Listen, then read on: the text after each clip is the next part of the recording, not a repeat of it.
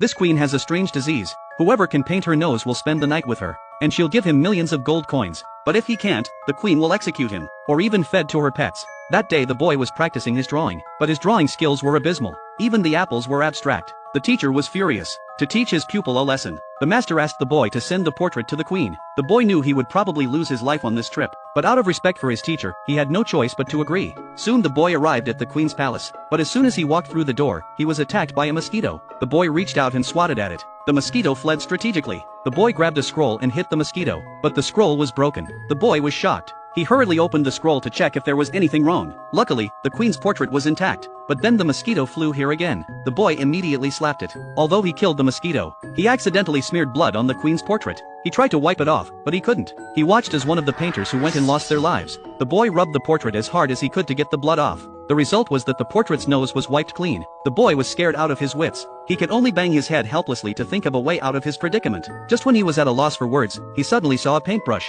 So he picked up the brush and prepared to paint the queen's nose himself. But the boy was so nervous that he made another red mark on the paper. As the soldiers approached, the boy could do nothing but fumble and fumble. No matter how hard he tried, he couldn't get the queen's original hooked nose. He knew that if he couldn't draw it, he would lose his life. The boy's panic increased. But at that moment, the soldiers brought him to the queen's palace. The boy walked up with his scroll. He saw the figure of a tiger appear beside the throne. The boy was so frightened that he unfolded the picture.